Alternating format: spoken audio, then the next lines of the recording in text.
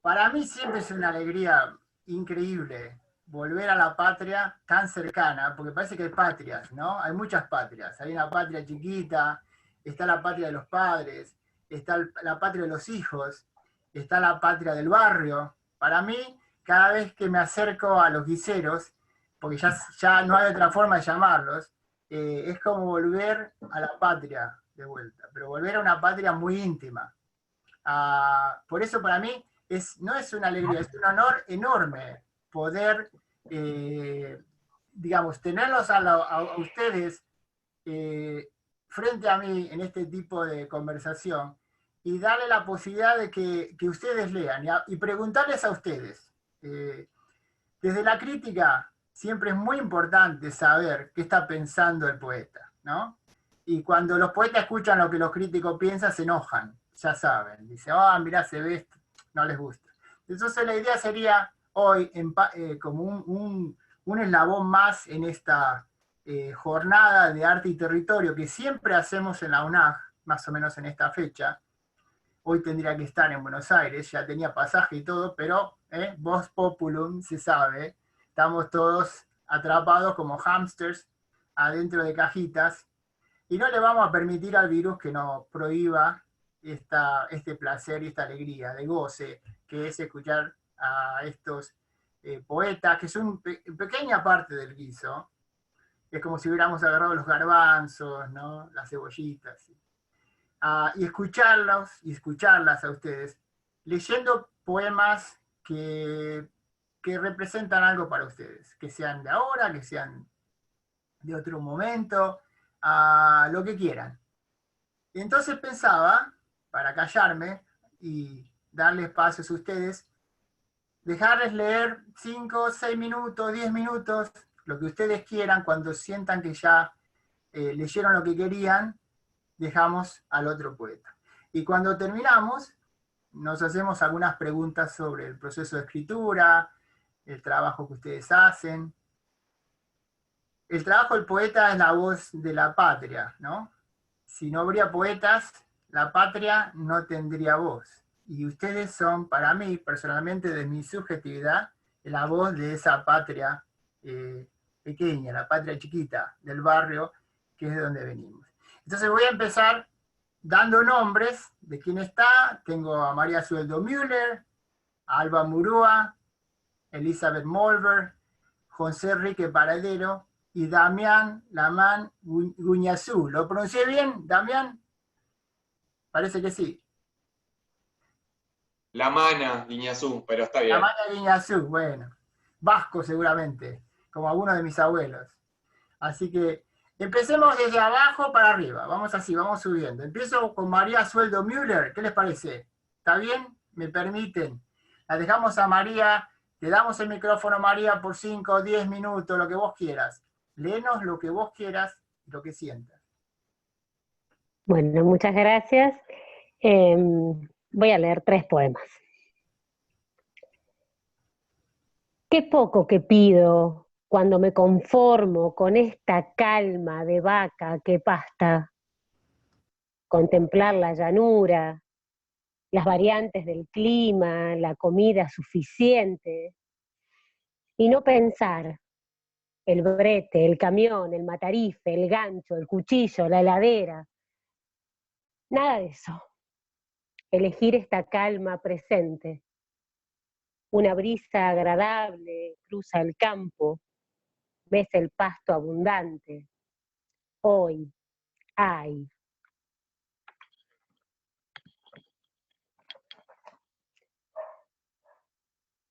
Sueño con un desagüe lleno de cadáveres. A mamá se le cae algo en una abertura, me pide que se lo alcance, pero me rehúso a meter la mano en la inmundicia donde flotan los miembros que el agua desprende de los cuerpos. Más resuelto, mi viejo se pone de rodillas junto al cauce y empieza a sacarlos. Ya no importa lo que había caído. Lo ayudo en la tarea, pero me rehúso a mirar las carnes blanquísimas, semidesprendidas, heladas, por acción del la sumersión y la muerte. Los vamos apilando en el dormitorio, en los pasillos, en el comedor. ¿Les dije que el desagüe estaba ahora dentro de la casa? Cuidado, mamá, no te vas a sentar encima. Es que están sobre las camas, en la alfombra, en los sillones. Me pregunto cómo llegaron ahí.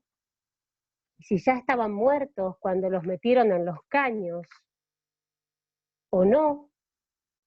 Si algunos fueron caminando, si consintieron en ir o los arrastró la más andante, o los empujaron de los pelos a la fuerza y los fueron metiendo tantos que solo entraban acostados. Y después era tarde, demasiado tarde, porque ya llegó esa marea que los arrastró, los ahogó, los horadó y ahora están por toda la casa. Mi casa está llena de muertos. De a rato hasta nos reímos otra vez, porque alguno distraído apoyó el mate y era una espalda, o porque otro tironeó con demasiada fuerza y se quedó con una pierna en la mano, o porque sí, porque de algo hay que reírse o nos quedamos todos locos, porque nosotros estamos vivos y nos vamos a despertar, ¿no? Y con este termino, tiene por título Sobre las dinámicas de las palabras y otros fluidos no newtonianos. A veces se van, se repliegan sobre sí mismas, como si algo en lo hondo las invocara. Dejan al descubierto una explanada de fondo barroso, rocas de aristas gastadas y peces que se asfixian a los saltos. Una se queda estupefacta ante el mundo, con la lengua cuarteada, vomitando humo. En ocasiones regresan lentas, una a una, en un hilo líquido, espeso, un balbuceo que devuelve los nombres a fenómenos concretos.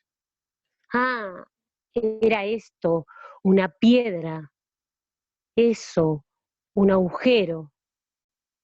Hará falta esperar a concebir lo rojo, entender la sangre para poder nombrar dolor.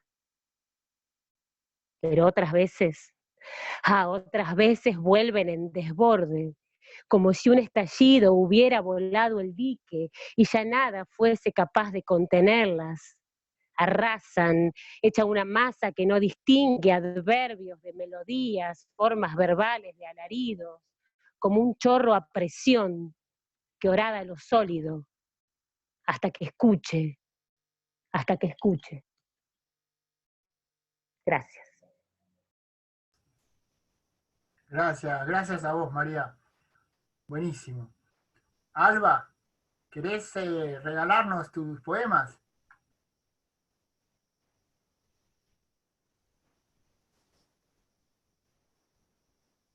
Vamos a esperar que haga una... que no te escuchamos, Alba. Solamente tenés que apretar... Ahí va, ahí está. ¿Ahora? ¿Ahora sí? Bueno, también voy a leer 3 poco más breves. Doy vuelta el pan.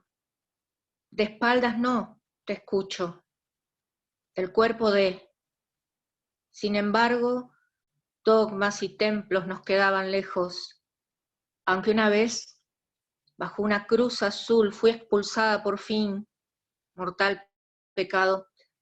Corrí bajo la lluvia, corrí, sangre y escarcha, o quizás no llovía. El cuerpo de... Pero a mí solo me importa el tuyo, que alimenta el caudal de las acequias, donde el sol es una roja boca que no cede.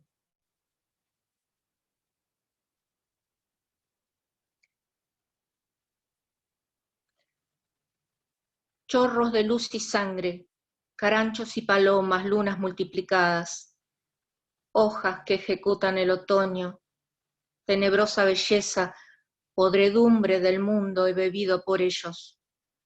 Mas en la lontananza cae la niebla, así, sola de toda soledad, ínfima como la grava de las vías, áspera sed de ser lo que se es, sin saberlo, noche contra el olvido, margaritas de sombra que estallan, gruta infinita, donde hasta ayer vivían las luciérnagas.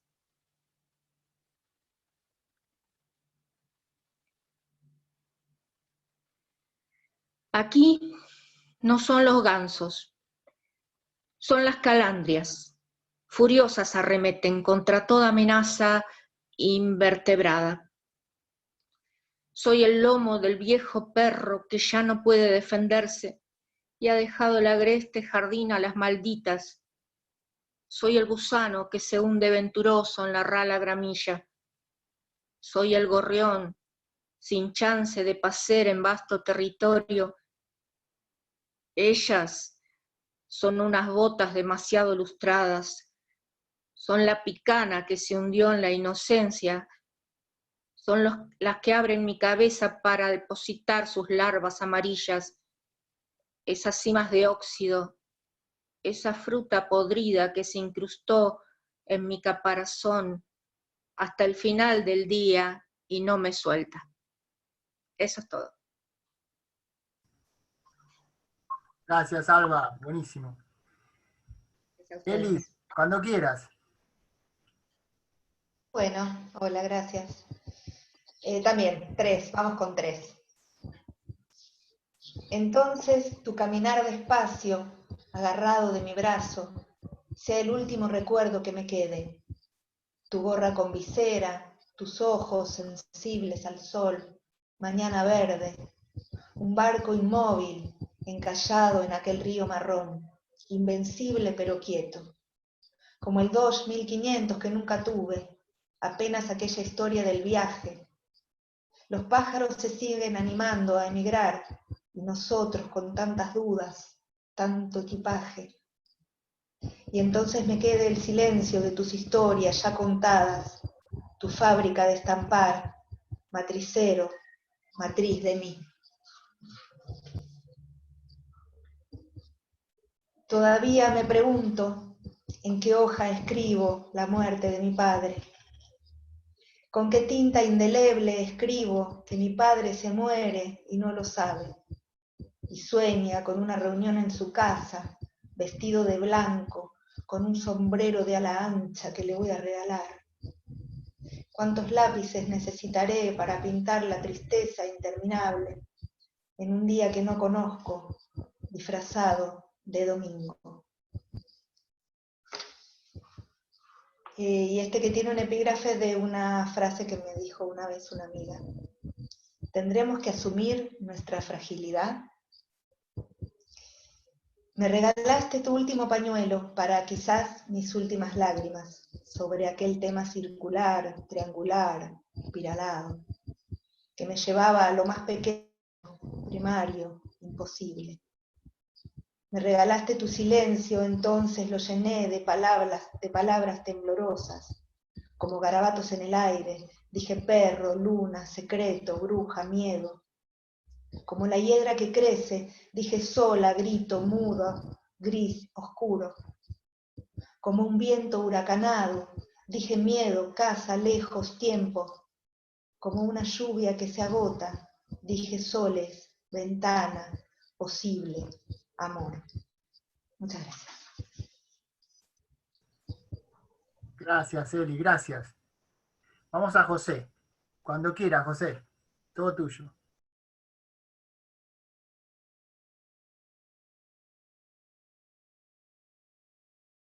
José, no te escuchamos. Si pudieras poner unmute, todo tuyo. No vayas tras el áureo gorjeo del canario. Él es eterno preso y con su canto elogia a su propio carcelero que lo priva del vuelo y la belleza.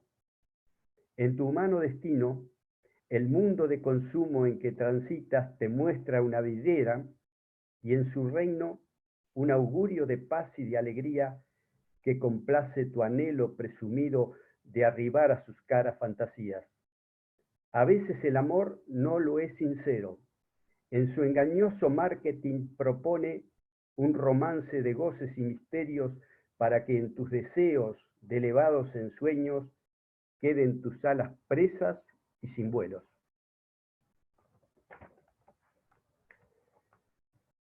Esto es una disculpa más que nada, y dice así: yo que heredé otra sangre en mi destino, no cerceno el derecho de tu tiempo. Tu dolor, tu atropello, tu despojo, son señales visibles del reclamo.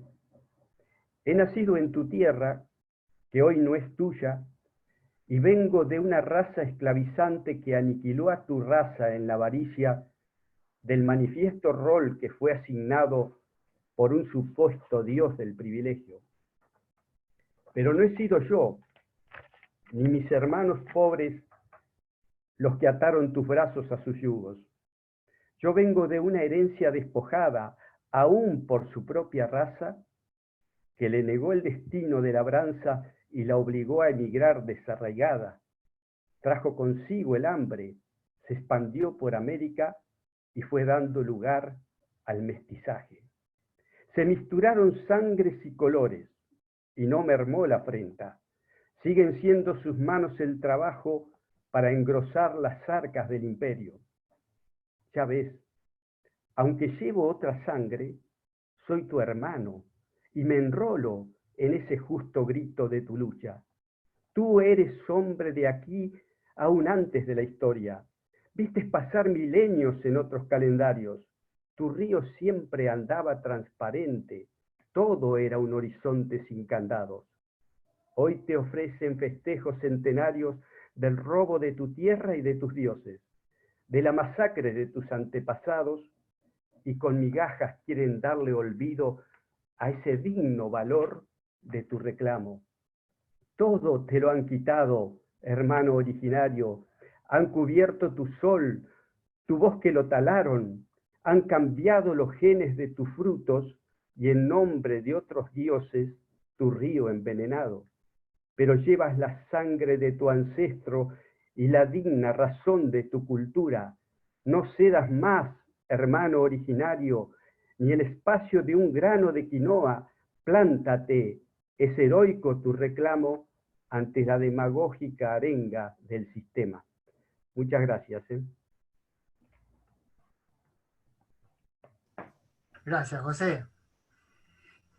Terminamos con el último, la última colección de poemas con Damián, y después charlaremos sobre esto. Damián, todo tuyo. Hola a todos y a todas, ¿qué tal? Bueno, voy a leer 3 o 2 poemas según como se lo vea. Son 2 cables tensados con precisión y fuerza. Separan el cielo en 3 partes como si de una pileta olímpica se tratara. Allí cuelgo las camisas del trabajo, escarpines y pantalones del tamaño de un juguete, hasta un corpiño con encaje que la luz se encargó de percudir. Poco a poco vamos cerrando puertas, bajamos la música en las habitaciones brillantes del pasado y salimos a mirar el cielo sin pensar en la nostalgia, el rito sagrado de los vivos. Pero hoy simplemente cumplo y es el sol el mayor aliado del viento que hace bailar y endurecer la tela. Debajo de los pies, los brazos de un río de pis seco arrastran las estrellas a la espera de que una mano las junte en una bolsa. Los cables todavía no han comenzado a perder su fuerza. ¿Dentro de cuánto tiempo los puños se acercarán al suelo? ¿Acaso se mezclen con el río? Desde los bordes humedezcan. Una degradación de oro volverá reales nuestras cosas. No haremos lo imposible por salvarlas. Un año después, la escena es la misma, salvo por esa uña de oro que se recorta en el medio del cielo. Las sogas ahora están quietas, reivindican la elegancia del frío para imaginar un escenario poético. Los que antes eran pobres, ahora son más pobres y están más cerca de un lenguaje que los obligue a salir a la calle. Piensa y graba en su teléfono. Esa línea de luz que se abre frente a vos es tu boca que viene a devorarte, sus dientes podridos por la noche como un campo sereno rodeado de jazmines. Esa boca que se abre frente a vos y ahora sonríe, es tu corazón que viene a devorarte. Si alguien más viera este laberinto de trapos temblar en una noche como esta, un pañuelo latinoamericano, el pantalón de las efemérides, la remera del águila marchita, si alguien más viera cómo la oscuridad cede frente a la pantalla, la noche muestra los cuernos, es un toro que infla los músculos y se acerca, por eso baja las escaleras con la ropa en brazos y empuja la puerta sin fuerza. Su hijo podría estar del otro lado.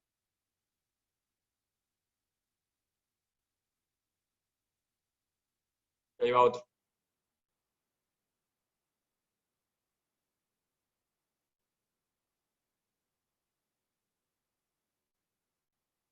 Perdón por la atención de los pájaros. Tranqui, tranqui, tomate el tiempo que necesites. Mar en invierno, se llama este. Mar en invierno. Cada vez que la tarde se incendiaba en cualquier parte, dorada, te dormías.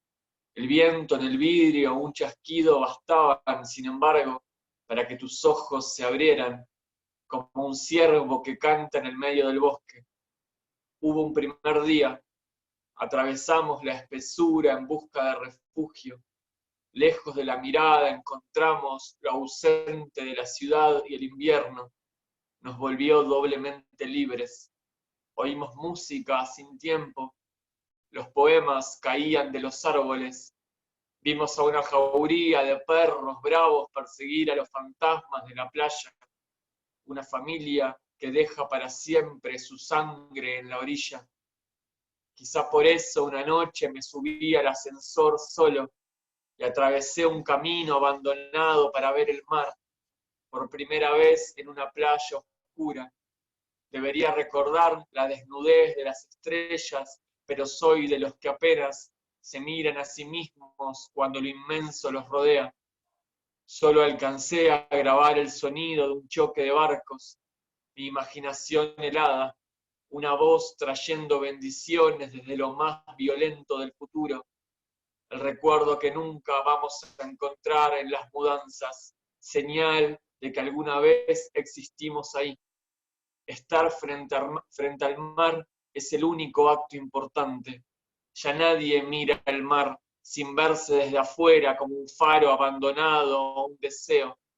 Por eso los humanos recorren los sueños para sentarse sin temor en sus orillas. No sé por qué elijo contar esto, pero hoy pensé en esa noche y una tormenta me nació del corazón para llevárselo a otra órbita. Hoy giramos alrededor de un sol nuevo. El universo crece y no hace falta elevarnos para verlo latir. Gracias por la escucha. Gracias, Damián. Bueno, y ahora vino Juan. No sabíamos si iba a leer ahora o después. Juan, ¿querés leer ahora o vas a leer después con Chino? Como vos quieras. ¿Querés leer ahora? Vamos live, dale. ¿Querés leer? Sí, sí. Hola, ¿se escucha? Sí, se escucha. Estamos grabando, así que si querés leer ahora o vas a leer después. Leo, sí, no hay problema. Ok, bueno, muy bien. Léete 3 poemas y después vamos a hacer una charla en conjunto. Bueno, dale, ahí va. ¿Se escucha? Sí, se te escucha perfectamente. Dale. Su pie negro sobresale del colchón. ¿Te animás a susurrarle canciones de cuna, con tiempos de huerta y sueños sin hambre? Acariciarle la cabeza, decirle que la vida tiene esperanza. Para llegar a tu casa y head shoulders. Siquiera hacer la vista a un lado. Que la bronca entre despacito. Expulsar otro. Dios, ¿qué le va a hacer? Y cuando despierte, empapado de gente, pasándole miradas de purga, pena, con 5 pesos de mierda debajo del talón triste, ¿te animás a hacerle cosquillitas? Ese es uno. Ahí va otro. Y lo más difícil seguirá siendo mantener la sonrisa amable, el gesto cordial, el abrazo sentido. Lo más difícil será la amistad sincera, el sentido crítico y la piel disponible. Lo más difícil va a seguir siendo el amor dispuesto para el náufrago y las puertas abiertas, para pan y vino compartido. Y lo más difícil, todavía más, va a ser la palabra fluida, la palabra precisa o errada, pero segura de tener que salir del pensamiento para mostrarte el alma. Difícil. Difícil convivir con el error ajeno, con la lujuria propia, con la injusticia en cada rincón. El desafío de pasar por este viaje dejando azúcar sobre las migas para que alguien más las goce. Y el último.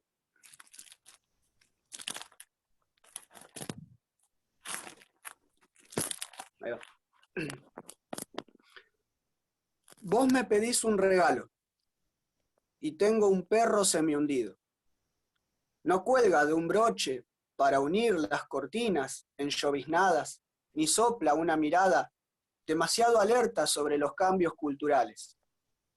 Él solo está solo y un poco triste por las cosas que de acá para allá lo desconciertan. Mucho trámite, ríos de secreción por los obnulos lados. Tiene la nariz tapada y cada tanto estornuda. Es increíble ver cortarse el aire cuando un espasmo lo sacude. A veces tiene frío en ese lúgubre subsuelo y tirita por candado una lata y rosca. Se mantiene vivo gracias a los resortes del cuello. Es un perro manso, entendelo. Muchos le han levantado la mano y se cayó. Ahora vos me pedís un amigo y tengo un perro semihumano. Va cargando con sus penas, sus ladridos cada vez más rezados. Por risa o decepción, está mirando siempre al norte y no responde ante llamado de mascota o señor, de tan obnubilado por los golpes. Ha quedado un poco ajeno. Antes debió tener jauría, o se le han volado. Apenas asoma su cabeza y ve. No se sabe cuánto ha perseverado. Es un perro pensador. ¿Lo imaginás nadando en su claustro? Entonces vos querés entender. Y tengo un perro abandonado, semi-torcido, aletargado, ventrilocientos de esperar, de estar tildado. Tantos sobrenombres ha tenido, tantas veces lo han resignado. Él es un perro mediador. Ese es un perro sobrehumano. Y de tanta orilla que ha cedido, él ya no tiene un estado. Todo a su alrededor ha sido, perdiendo calibre, agolpándose, siente ser acartonado, hasta quedar medio ciego del mañana y muy tapado del pasado. Él es un perro semihundido. Se necesitan años, años y tiras, tiras y caños. Vos solo querés un abrazo. Se necesitan huellas y libros, besos y tajos. Vos solo buscás un regalo. Él ya no quiere estar desnudo y vos no querés salvarlo. Bueno, esos son los 3 poemas. Gracias por escuchar. Buenísimo, gracias, gracias Juan. Bueno, pensaba que en la segunda parte podríamos un poco charlar, no tanto sobre el trabajo de cada uno, sino más, algo más personal, algo de lo, no del trabajo, sino del proceso de escritura, algo que hicimos ya con otras lecturas. Hay un pasaje maravilloso en ese cuento de Borges, que es El hombre de la esquina rosada, cuando entra alguien, ¿no? Entra este guapo a Francisco Real y dice, el hombre era parecido a la voz, ¿no? Borges tenía que haber escrito eso porque era poeta. Es decir, no es que la voz se parecía al hombre, sino que el hombre se parecía a la voz. Entonces, cuando yo las escucho, uno escucha imágenes, escucha historias de cada uno. Pero para no entrar en esa discusión tan personal, entrémosle por otro lado, ¿qué les parece? Con la pregunta de cómo escriben, es decir, cómo escriben, cuándo escriben, dónde escriben. No el poema, sino María, Alba, Juan, ¿no? José. ¿Dónde escriben? ¿Cómo escriben? Por ejemplo, hay gente que escribe por la mañana, por la noche. ¿Quién quiere empezar? Y cuando vayan a hablar, pongan unmute y arranquen. ¿Cómo es el proceso de escritura de ustedes? ¿Quién quiere empezar? ¿Digo yo? No queremos ser dictadores, por eso. Bueno, mirá, empiezo yo porque nadie habla. Muy bien. Yo no tengo un horario para escribir. Escribo cuando las ganas se presentan, el deseo de escribir se presenta, porque en realidad yo más que nada soy un escritor por vocación, es decir, escriba mal o escriba bien, tengo la necesidad de escribir. Y entonces durante el día o en algún momento me siento a escribir y no quiere decir que lo que escriba después lo pueda llevar ante el público, ¿no? Así que eso no sé si te responde la pregunta, de una parte por lo menos. ¿Cuándo escribís? Entonces a cualquier hora. De repente viene y el poema decide cuándo tiene que salir. Y el poema sale cuando tiene que salir o queda en borrador y después lo vas trabajando o lo vas puliendo, lógicamente, ¿no? Porque la escritura es así, me parece que también hay un poco de sudor en la escritura. Aparte de la inspiración, también está la transpiración. Esta es una conversación que teníamos con Omar, muy, muy largo, decía, los jóvenes no pulen nada, lo largan así y ya piensan que las musas van a decir cómo es. En el campo hay que ir, ¿no? Sí, puede ser, sí, que también surja espontáneamente y hay gente que queda así. Eso. Pero en tu caso no es así. En mi caso generalmente no es así. Igualmente a mí no me tome como un ejemplo de escritor porque estoy lejos de eso. Y ya es tarde, como diría.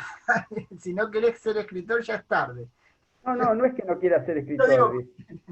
Escribo como siempre digo, como también juego al fútbol, pero viste, jugué, ya ahora no hago nada.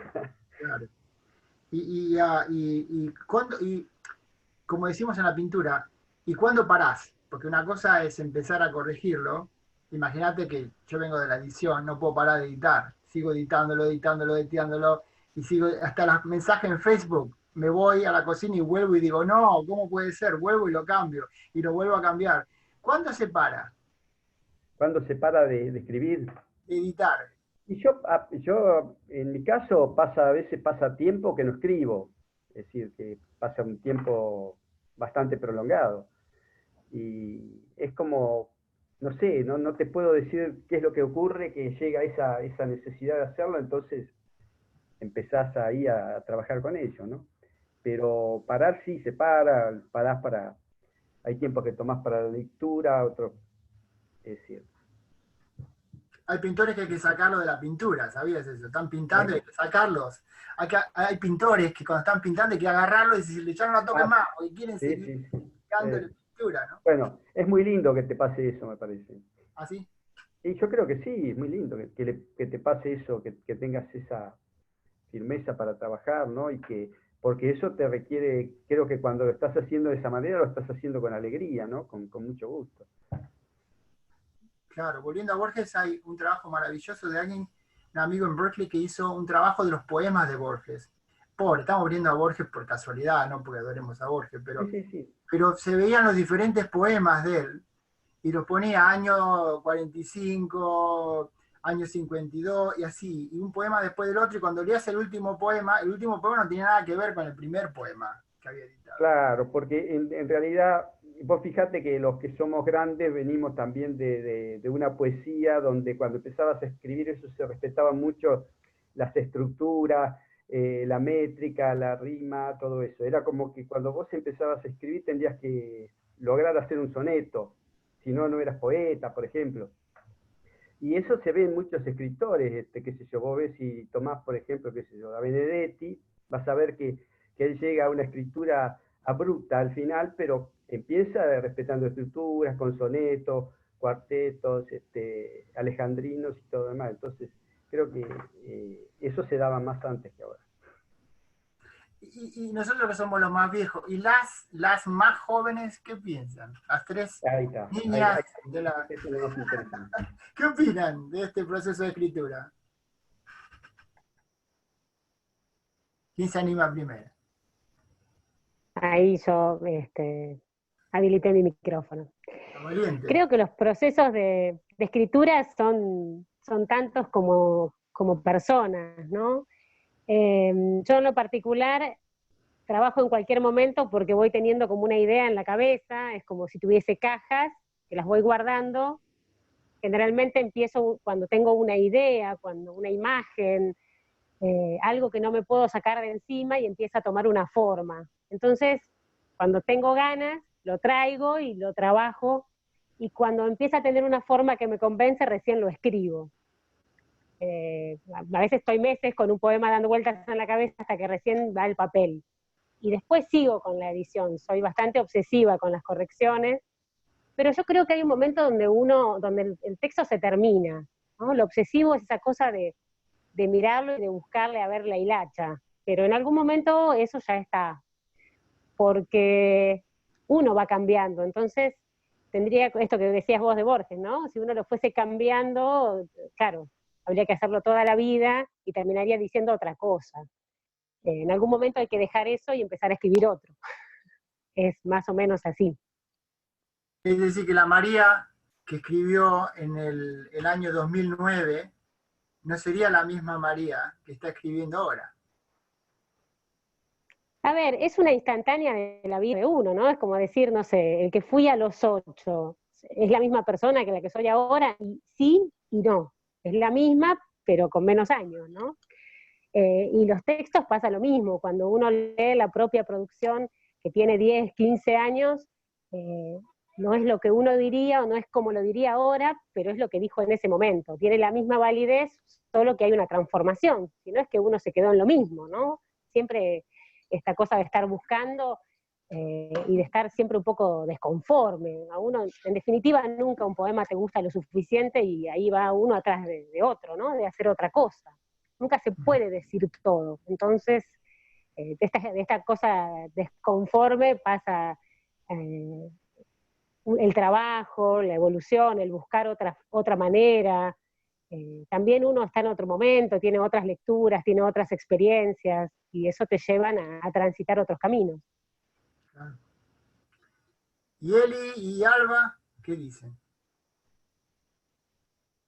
Bueno, sí, un poco y un poco por ahí. Me pasa que sí, a veces sobre algo de lo que veo o me pasa en la vida o veo, ¿no? Afuera, en otros lugares, me lleva a que lo tengo que escribir. Entonces por ahí anoto algo, quizás me ha pasado que anoté algo y ahí quedó y después lo retomé, o por ahí anoté todo el poema en ese momento.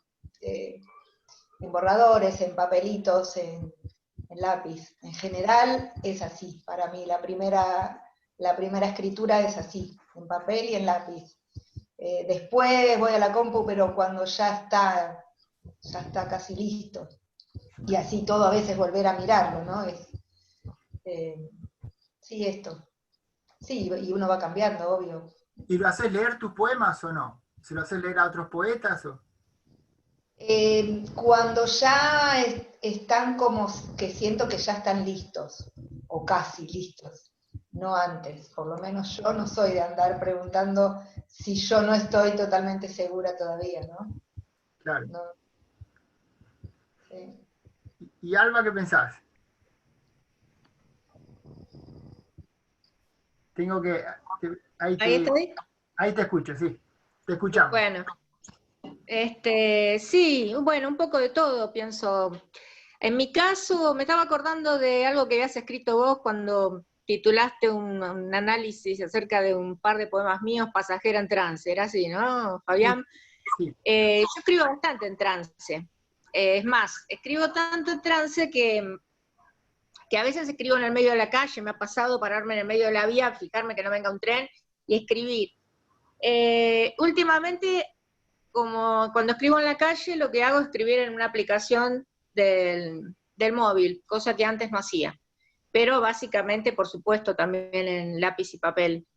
Escribo muchos borradores y me cuesta decidir cuál voy a corregir para que se transforme realmente en un poema. Tuve un tiempo en mi vida que creía que eso era un poema, ese borrador, ahora ya no lo creo, entonces los voy dejando, los acumulo, los traspapelo y los pierdo también, y de vez en cuando alguno toma forma.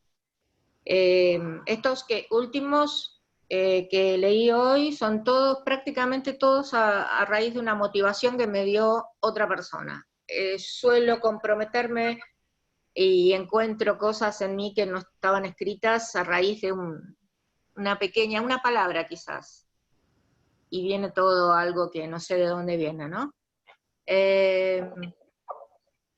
Pero como a todos creo que también vienen del entorno, viene mucho de adentro, y viene mucho de las lecturas, de lo que uno está, a veces viendo una película, cualquier cosa que esté sucediendo.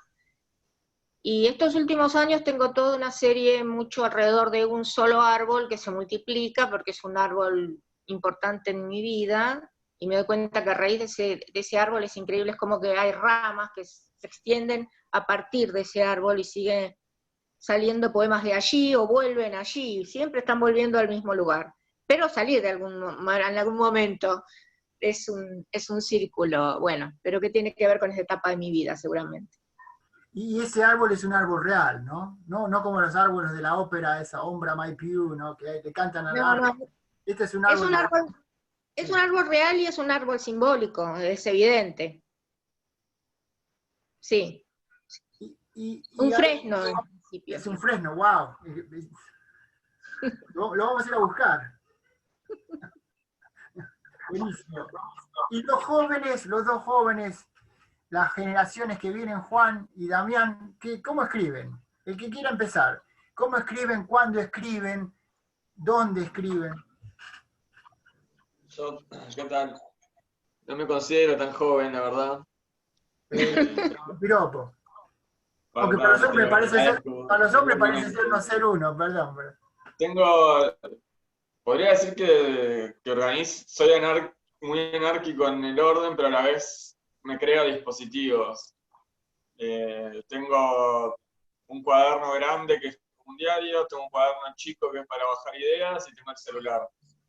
Y a veces me grabo en el teléfono cuando es por la calle, cuando estoy en el colectivo escribo, y cuando estoy en un lugar tranquilo utilizo los cuadernos. O sea, tengo una galaxia, por decirlo de algún modo, de periféricos donde meter las ideas.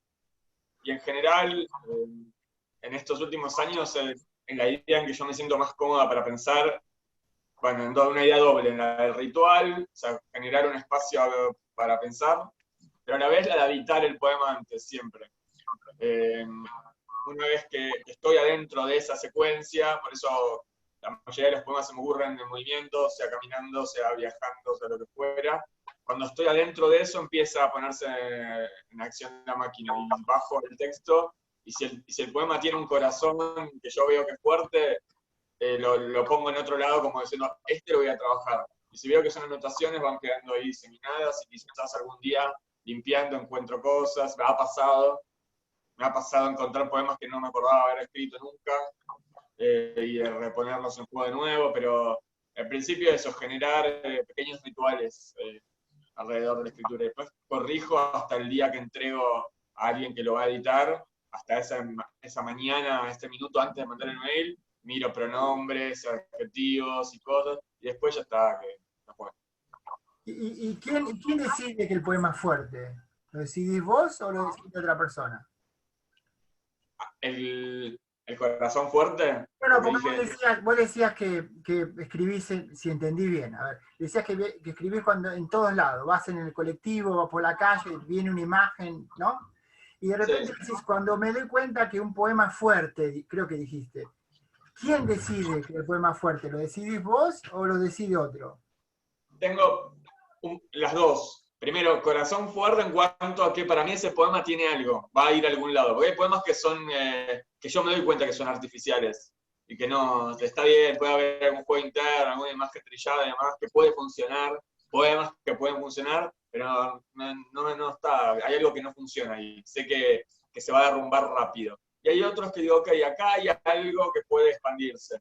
Y a la vez, primero, los trabajo para mí y vivo con otra persona que también escribe poesía y lee un montón de poesía, entonces también tengo esa posibilidad de ponerlos ahí ya de entrada en tensión. Y funciona. Y después sí, colegas y amigos y amigas a los que les muestro las cosas. Buenísimo. Cuando subo un poema a internet y veo que gusta bastante, es el poema que más destruyo después. Porque hay algo de esa inmediatez que me genera alguna incertidumbre, pero es un tema más propio. Muy bien, muy bien. Y Juan, y yo les digo Benjamines porque nosotros estamos ya llegando a los 60 todos, imagínense que ustedes podían ser nuestros hijos. Entonces, en mi época, que te pidan, y bueno, yo cuando voy al supermercado ahora y me piden el documento para una botella de vino, para mí... Se está cortando un poco. ¿Se está cortando? ¿Se te corta a vos, Juan? Lo que estaba diciendo era que cuando yo voy al supermercado y me piden el documento para una botella de vino, yo tengo ganas de darle un beso. Gracias, querido. Antes me molestaba, pero... Sí, no estoy escuchando. ¿Se escucha bien? Sí, pero... Yo te escucho bien, Juan. Okay. Sí, ahora sí. Arrancá vos y contanos cuándo escribís, cómo escribís, dónde escribís. Lo que vos quieras. Bueno, yo...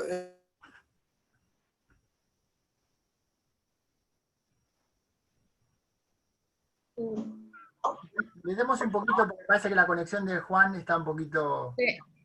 Está un poquito choppy, como se dice acá. Ahí está. A ver qué pasa, dale. Ahí se escucha de vuelta. Sí. Bueno, respondo. Sí, responda usted. Pues se había cortado.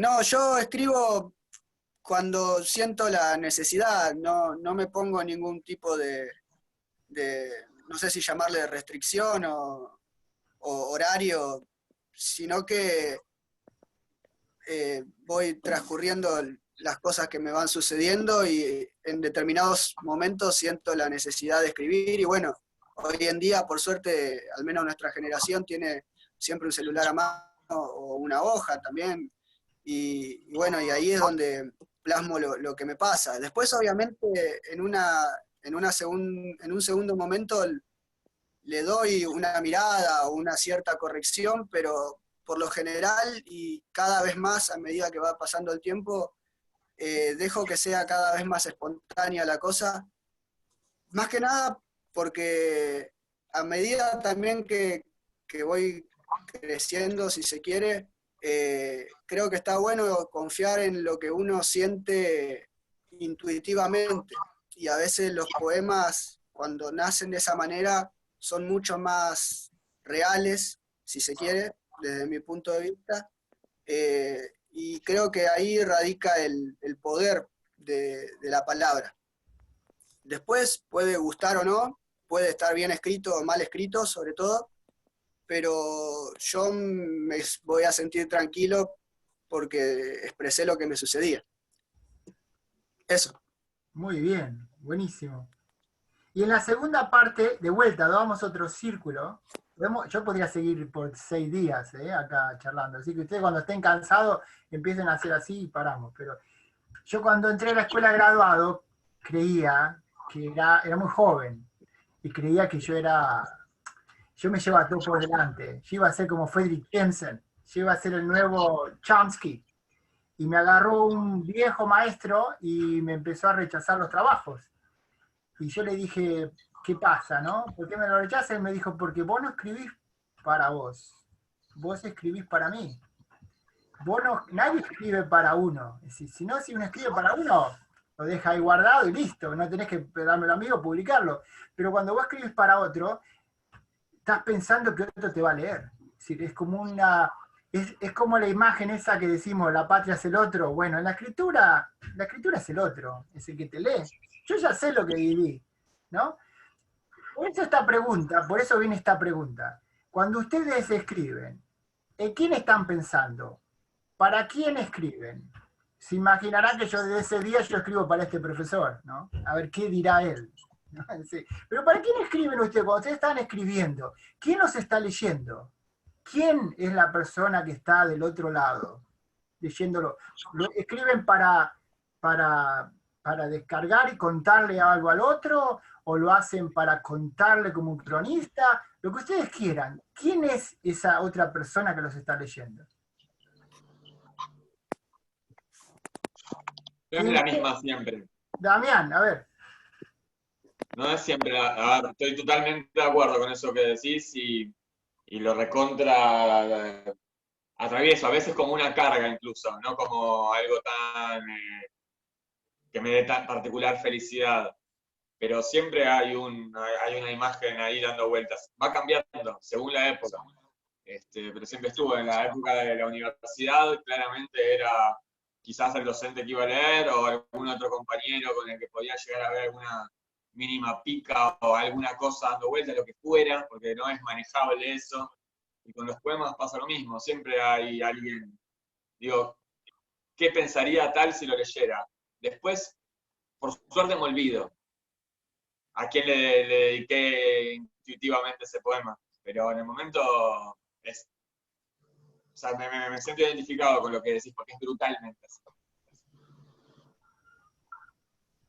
No podría nombrar a nadie. No, por supuesto, no le estoy pidiendo nombres, ¿no? Pero pero hay alguien, ¿no? Por ejemplo, Sí. hay ciertos trabajos, Otro, ¿no? sí, hay ciertos trabajos que yo lo escribo para Argentina, no puedo escribirlo de otra manera. No estoy pensando en el público norteamericano, pero hay otros trabajos en los cuales yo no puedo hablar de cierta forma porque me siento que no tengo derecho a hablar y criticar a los Estados Unidos porque no soy de acá, pero sí tengo derecho de decir cosas de mi barrio, por ejemplo, yo soy de ahí. Por eso le digo, ¿qué piensa? ¿Quién está ahí? ¿Quién es el otro? ¿Quién escucha? ¿Quién quiere ver? ¿Digo yo? María, a ver. Sí, justo estaba habilitando el micrófono. Perdón. Yo no sé si es un alguien, sino que es una construcción de alguien, que es un poco una síntesis de muchas personas en mi caso, y es alguien muy cruel, que nunca está conforme y que me indica que prenda fuego todo, la mayoría de las veces me pasa. Tengo un lector implícito muy exigente, y eso hace que necesite sí o sí volver sobre las cosas mucho tiempo.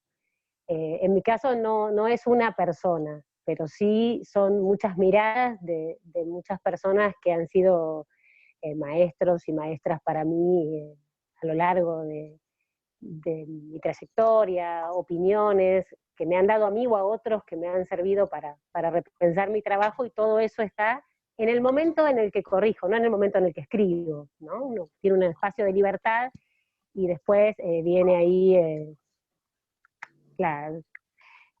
el garrote a poner orden sobre las cosas, y bueno, en ese caso sí, mi lector es muy malo.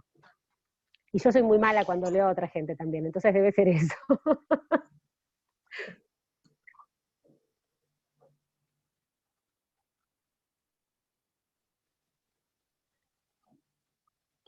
Bueno, no sé, digo yo. Sí, no sé, yo me acuerdo, varias veces me pasa que me acuerdo cuando cuando estoy escribiendo, no, cuando uno escribe, listo, lo que viene, lo que sale. Cuando empiezo a recortar o a mirar un poco más, por ahí la poesía es, bueno, esto, importa esto, este detalle. Yo a veces me noto que soy muy detallista, que voy diciendo muchas cosas. Entonces digo, no, esto lo tengo que sacar, y esto lo saco, y esto no hace falta. Y a veces me pasa así, porque pienso en esto, ¿no? Me acuerdo, yo hice un tiempo taller con Irene Gruz, que María también la conoce porque también hizo taller con ella. Y yo cuando le leía por ahí un poema, no, bueno, no, eso no me importa eso. No, eso es de tu tía. Bueno, acá decime qué, algo que sea más como universal, digamos, ¿no? No me vayas a, si bien a veces tiene que haber detalles, ¿sí? Pero no me vayas a contar exactamente, ¿no? Como sacar un poco de tanto enumeración o de tanta, sí, no sé quién es todos los otros que pueden mirar o escuchar, ¿no? Obvio. Sí. Y Alba, ¿quién te lee? A ver. ¿Me escuchás? Perfectamente. Bueno, sí, no, me estaba pensando en lo que decían los compañeros, me parece más en la línea de Damián, de que no es siempre el mismo interlocutor. Y en mi caso siento que los poemas son diálogos que no se dan en otra realidad y se dan mediante el poema. Y a veces son diálogos internos, por supuesto. Y en cuanto a la corrección, he tenido diferentes momentos. También depende de esos maestros, esos referentes que uno tiene, de todas las lecturas que sigue acumulando. Hay momentos en que importan más todos esos maestros y hay momentos en que, un poco como decía Juan, no importan nada. Uno corrige desde otro lado, si corrige, y no amedrentada por esos maestros malévolos, como le pasa a María. Aunque lo tengo, por supuesto, creo que esos son los que dejan que se me pierdan los borradores más de una vez. Es un tema, no es un tema personal, es un tema universal. Hellman lo traen, con este poema no conquistarás, con este poema se sienta a la mesa y escribe. Yo tuve la oportunidad de hablarlo con él personalmente, ¿no? Es decir, y sí, son las voces la crítica, son terribles. Imaginen los monstruos que hay acá dentro de esta pieza, son colosales. Pero también hay un lector amable. Es decir, hay alguien, si no, no escribiríamos. Si fuera todo oscuro, si fuera todo terrible, si fueran todos monstruos como Mara, ¿no? No escribo más, yo me dedico a otra cosa. Pero hay una esperanza, ¿no? De que hay un lector que va a ver ese árbol y va a decir, sí, ese árbol, ¿no? Juan, sí, Juan, ¿tenés lectores así o quién te está leyendo cuando vos escribís? A ver, en tu imaginación, por supuesto. Sí, yo creo que uno escribe para salvarse a uno mismo, no hay un lector. En todo caso, después vos podés pensar eso para alguien, pero siendo sincero con uno mismo, yo escribo por mí. Y en base a eso después intento que eso me trascienda, es decir, si puedo contar la historia de alguien más, no sé, de un ciruja del barrio, mejor, pero eso siempre lo voy a estar contando yo. Estaría buenísimo que la historia la cuente el mismísimo ciruja, pero él no va a poder contarla. Entonces yo me hago cargo de que escribo para salvarme a mí, porque a mí me hace bien escribir. Y después si eso le llega a otro, me alegra el alma. Buenísimo.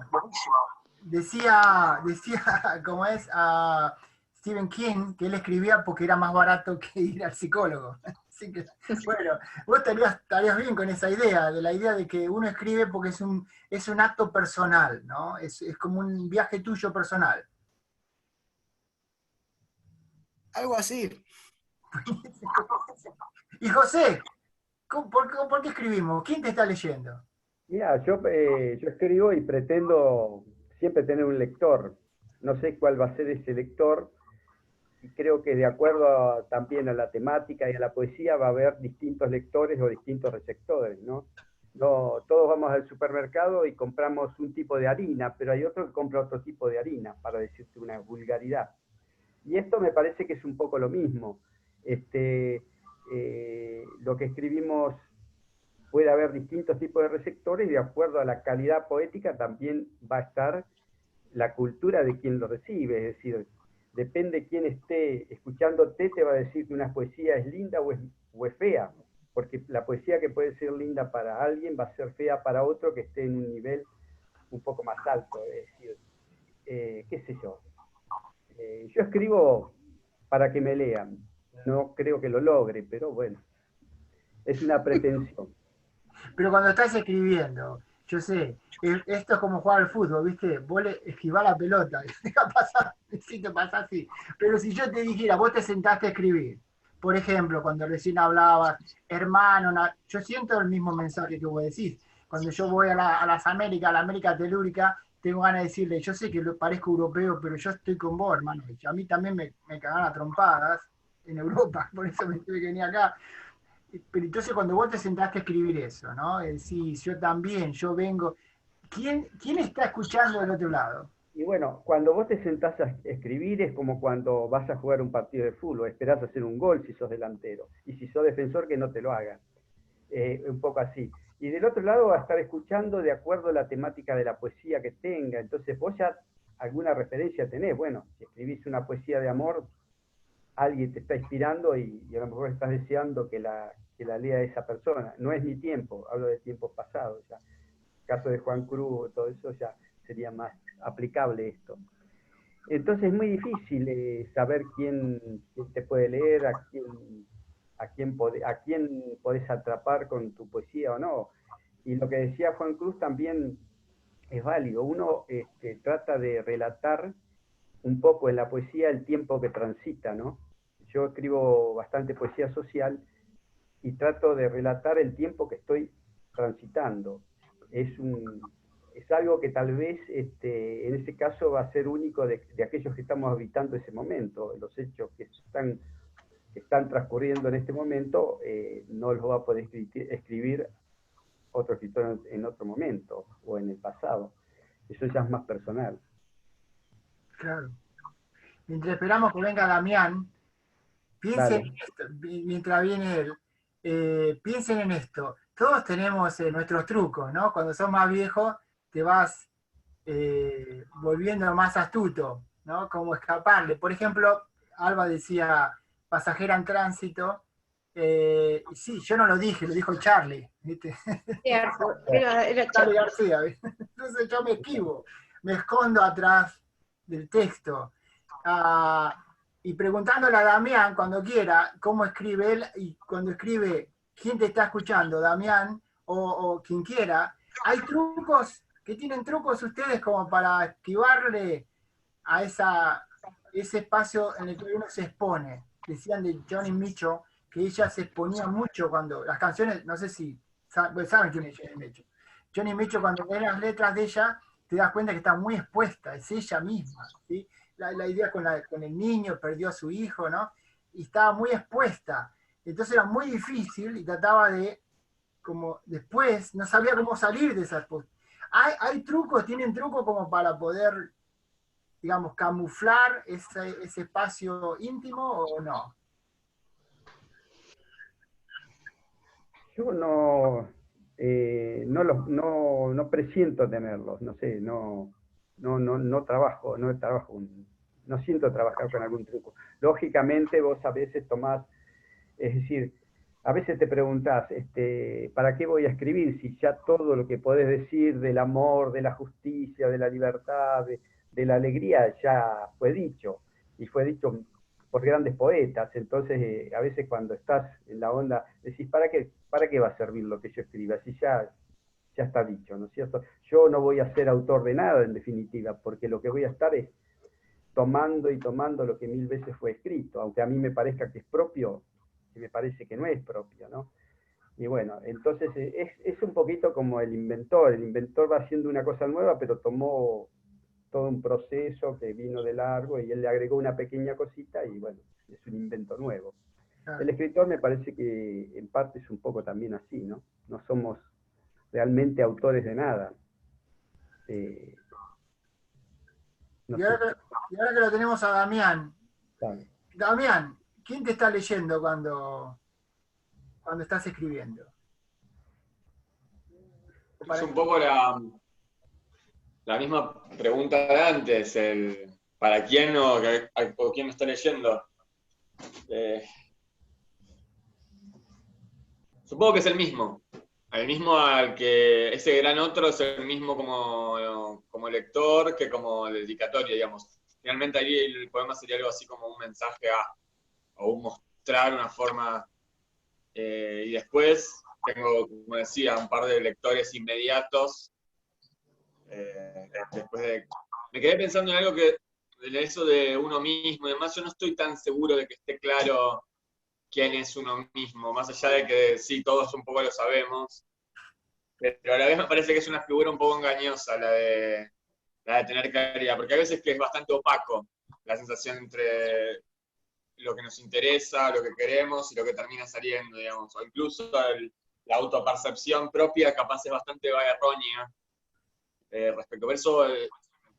Me gustaría discutir esa idea, quizás hoy no es el momento, pero no comulgo tanto con eso. Así que bueno, en resumen, dentro del embrollo, el gran otro es el mismo de a quien le dedico y quien lo lee y va cambiando en el tiempo y después me olvido de los dos, por suerte. Yo no tengo ni la menor idea quién soy yo. No te preocupes, te comparto totalmente. Yo sé que estoy escribiendo eso y le está escuchando otro. Pero sí, comparto plenamente. ¿Hay algún otro? ¿Alguna otra? Sí, yo quería agregar que, y un poco retomando lo que dijeron los demás, que sí hay una cosa absolutamente gozosa, ¿no?, en la escritura, porque si no parece que este cruel que nos lee y nos obliga a la corrección le quita todo el placer, y en verdad, ¿por qué otra cosa escribe uno, sino un poco por necesidad y un poco por placer? Y hay una cuestión de diálogo con todo lo que uno ha leído, ¿no? La voz propia no es otra cosa que todas esas otras voces que nos vienen desde los otros textos y desde la vida misma, ¿no? Hay una cuestión de diálogo. Y para contestar lo que decías de la exposición, que eso, bueno, es terrible, el tema de cómo se expone uno con lo que dice, sobre todo cuando uno lo dice, en particular, yo en general no leo, los digo de memoria, entonces la mirada, ¿no?, del otro, sostener la mirada, era algo que me hacía sentir muy expuesta. Y creo que la única forma es el tiempo, en mi caso. Yo cuando hay algo que siento que me expone excesivamente, tal vez no lo publico, no lo muestro. Es algo que necesito escribir y lo corrijo como si fuese a estar en cualquier lado, porque sí es importante para mí y vale corregirlo. Y a veces lo dejo y decido que no lo lea nadie, y a veces con los años empiezo a tomar esa distancia que me permite ponerle voz, y a veces no, a veces sigue siendo algo que siento que me expone desde un lugar en el que no quiero exponerme, más allá de que toda la producción propia uno lo expone de alguna manera. Yo creo que en cada poema siempre está el afuera, siempre están los otros y siempre está uno. O sea, aunque uno haga una poesía hablando de sí mismo, no sé, Pizarnik hablando de sí misma y de su oscuridad y de su interior, también está ese entorno con el que ella estaba hablando, también hay una afuera. Y en la poesía social también está el adentro, o sea, no hay algo que se pueda dividir. Cada uno con su estilo y con su voz habla de las dos cosas. Y bueno, eso, creo que para mí el único truco no es esconder lo que quiero decir, sino a veces decir, bueno, tal vez no para ahora, ¿no? Que lo publiquen cuando me muera.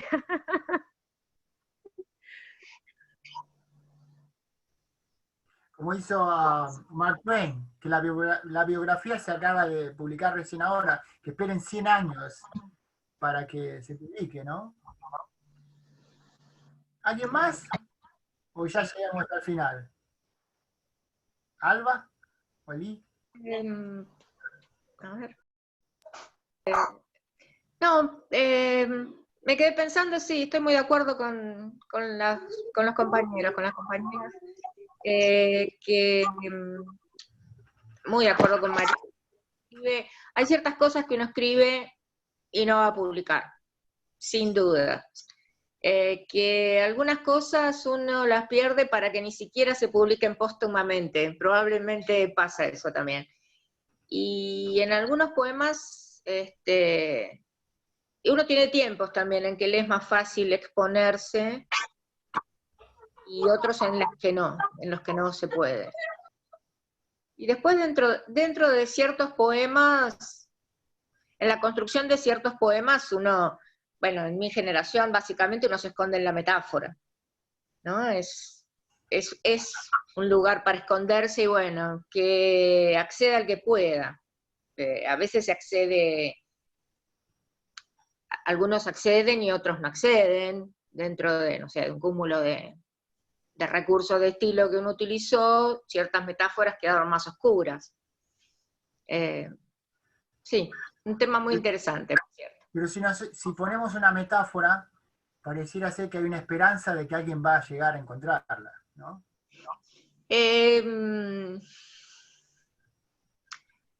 No sé, depende. Si estuviéramos pensando en los críticos cuando escribimos, no escribiríamos, Fabián. Somos terribles. En los que, claro, en los que van a desmenuzar el poema. Luisa. Sí, también con lo que decía Alba recién, o sea, hay momentos en que hay que no pensar para quién escribo ni nada, porque si no, no escribimos nada, ¿no? Si tenemos así como una vara siempre que nos va a medir o que nos va a juzgar, eso. Que también uno tiene como un, no sé, un estilo, llamarlo así, por decirlo de una manera, ¿no? Que tiene ya un lugar, pero no porque sea un lugar cómodo para quedarse ahí, sino porque es como algo propio, ¿no? Por ahí si leemos un poema de cada uno de nosotros, sin nombrarnos, cada uno de nosotros sabemos de quién es, obviamente. Quizás, por ahí nos sorprendemos, no sé. Yo te entiendo perfectamente porque, con Luisa, alguien que ustedes conocen, Luisa Futurás, que me dice, pero siempre vos me agarrás el poema, es una ranita preciosa, me lo abrís al medio, lo desecás todo, después tenés todas las tripas arriba de la mesa, es un olor horrendo, mirá lo que hiciste con mi poema, ¿no? Ella siempre me dice. Pero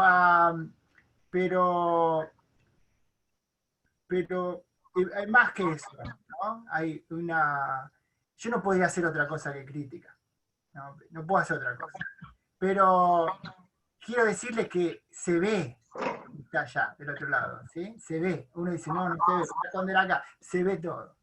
Se ve perfectamente, se ve claro. Como decía el Che, que había estaban tirándose tiros y había un soldado que se escondía atrás de un arbolito finito. Y era muy gracioso porque era gordito y la panza le salía la cola por atrás, y se escondía y se veía perfectamente, ¿no? El crítico ve muy claramente. Se sienten los sabores, los olores, los líquidos. Es muy claro. Te entrenaron para eso.